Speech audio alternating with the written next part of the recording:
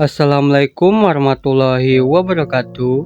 Perkenalkan, nama saya Setia Nugraha dari kelas 11 Bisnis Digital. Di sini saya akan menjelaskan tata cara mengurus jenazah laki-laki. Mengurus jenazah laki-laki terbagi menjadi 4 tahapan, yaitu memandikan, mengkafani, menyolati, dan menguburkan. Namun, di sini saya akan menjelaskan 3 tahapan saja, yaitu memandikan, mengkafani, dan menyolati. Hukum mengurus jenazah adalah fardu kifayah. Fardu kifayah adalah apabila ada salah seorang muslim yang sudah melakukannya, maka gugurlah kewajiban muslim yang lain. Tahapan pertama, memandikan jenazah. Memandikan jenazah adalah tahapan pertama dalam proses pemusaraan jenazah. Selain orang yang mati syahid di dalam peperangan, semua umat muslim yang meninggal harus dimandikan. Berikut ini adalah daftar orang-orang yang berhak memandikan jenazah laki-laki yang belum memiliki istri. 1.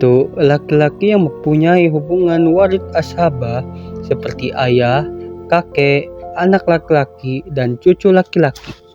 2. Laki-laki kerabat seperti saudara laki-laki, keponakan laki-laki, paman, dan sepupu laki-laki. 3. Laki-laki lain. 4. Perempuan yang mempunyai hubungan mahram dengan jenazah. Bagi laki-laki yang memiliki istri, maka yang berhak memandikannya adalah sebagai berikut. 1. Laki-laki yang mempunyai hubungan mahram dengan jenazah. 2. Laki-laki yang mempunyai hubungan kerabat yang tidak mahram. 3. Istri. 4. Laki-laki lain. 5. Apabila tidak ada laki-laki sama sekali, maka yang berhak memandikan adalah perempuan yang mempunyai hubungan mahram dengan jenazah. Berikut hal-hal yang perlu dipersiapkan sebelum memandikan jenazah. 1. Siapkan tempat untuk memandikan jenazah seperti kamar mandi rumah, kamar mandi jenazah, atau tempat yang dibuat khusus untuk memandikan jenazah tertentu. Tempat yang akan dibuat untuk memandikan jenazah harus tertutup dan beratap. 2. Siapkan air, daun bidara, sabun, dan kampar atau kapur barus. 3. Tutup jenazah dengan kain tipis semacam jarit atau sejenisnya. Hindari menggunakan kain putih karena ketika dimandikan aurat atau kulit jenazah dapat menjadi tampak transparan. 4. Tebarkan parfum atau wewangian di sekeliling tempat pemandian. 5. Tutup wajah jenazah selama memandikan kecuali jenazah yang dimandikan adalah orang yang meninggal dalam keadaan masih berihram, maka menutup wajahnya tidak diperbolehkan. 6. Letakkan jenazah pada meja atau tempat yang telah disediakan untuk memandikan.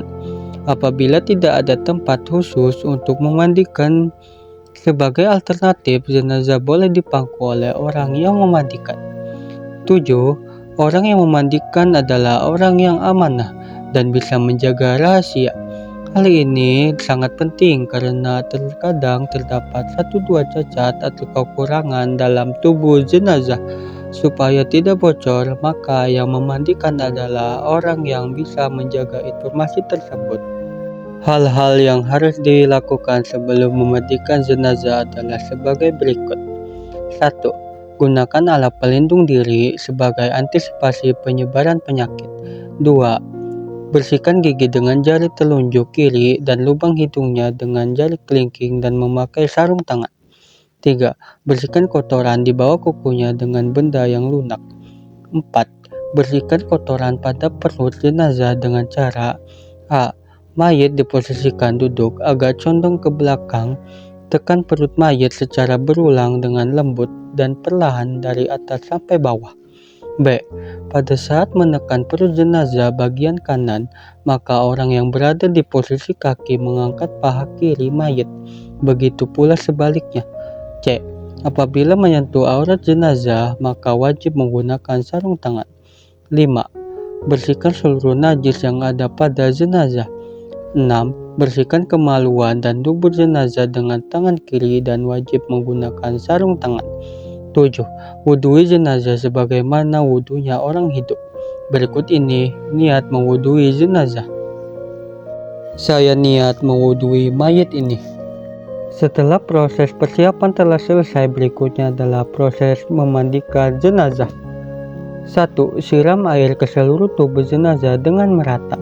2. Sampo kepala dan rambut jenazah, kemudian disisir pelan-pelan agar tidak rontok, kemudian bilas. Apabila terdapat rambut yang rontok, maka wajib dikubur dan sunnah memasukkan rambut ke dalam kain kafan. 3. Siram seluruh tubuh jenazah dengan air yang telah dicampur dengan sabun. 4. Siram seluruh tubuh mayit dengan air bersih untuk menghilangkan sisa sabun. Dimulai dari sebelah kanan, kemudian mayit dimiringkan ke kiri untuk menyiram bagian punggung dari arah kanan. Setelah menyiram bagian kanan, jenazah dimiringkan ke kanan untuk menyiram bagian punggung dari arah kiri bawah. 5. Menyiram jenazah dengan air yang telah dicampur dengan daun bidara. 6. Siram seluruh tubuh mayit dengan air yang dicampur sedikit kapur barus. Tahap yang kedua, mengkafani. Minimal mengkafani jenazah laki-laki adalah membungkus dengan kain yang dapat menutupi seluruh tubuh dan menutup kepala jenazah apabila tidak sedang ihram. Berikut ini tata cara mengkafani jenazah laki-laki secara sempurna, yaitu: pertama, sunnah menggunakan 3 lembar kain kafan berwarna putih. Apabila menggunakan kain selain putih, maka hukumnya adalah makruh. 2. Hukum mengkafani jenazah laki-laki menggunakan kain sutra adalah haram. 3. Setiap lembar kain kafan tidak wajib menutupi seluruh tubuh jenazah. Namun, kombinasi dari 3 lapis kain kafan tersebut wajib menutupi seluruh tubuh jenazah. Kain kafan dipotong sesuai ukuran jenazah dengan dilebihkan sedikit supaya kain bisa diikat. Taruhlah 5 kain sebagai tali untuk mengikat jenazah dengan dipanjangkan sebelah kanan, karena nantinya ikatan tali akan berada di sebelah kiri. 6. Rentangkan kain pertama pada posisi tengah, setelah itu rentangkan kain kedua agak geser ke sebelah kanan jenazah, dan rentangkan kain ketiga agak geser ke sebelah kiri jenazah. 7. Setelah 3 kain kafan direntangkan, berilah wewangian pada kain kafan tersebut.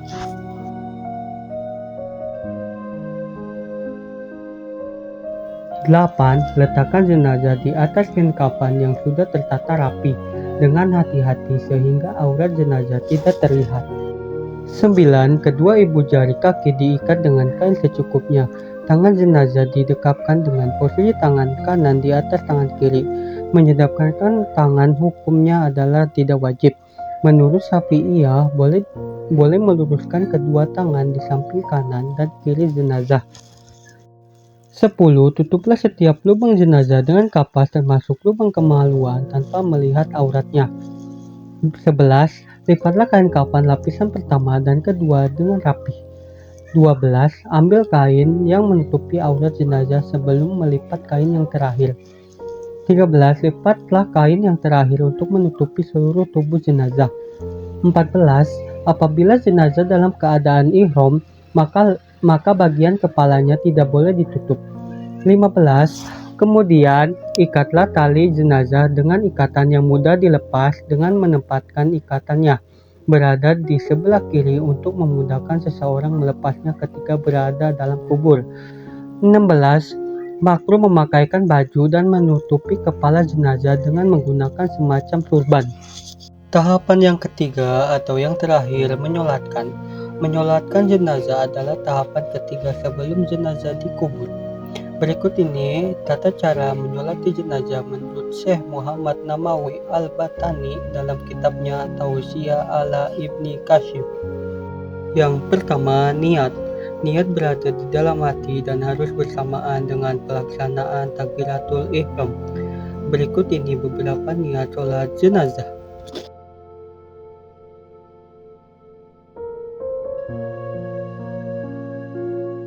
2. Berdiri. Sholat jenazah wajib dilakukan dengan cara berdiri.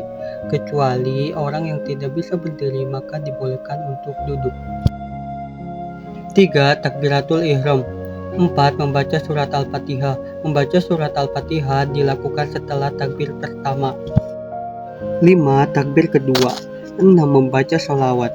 Berikut bacaan sholawat minimal dan paling sempurna dalam sholat jenazah adalah sebagai berikut.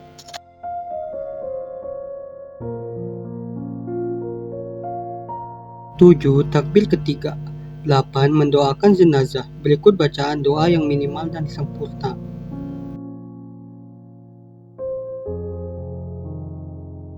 9. Takbir keempat. 10. Setelah takbir keempat, sunnah membaca doa berikut ini.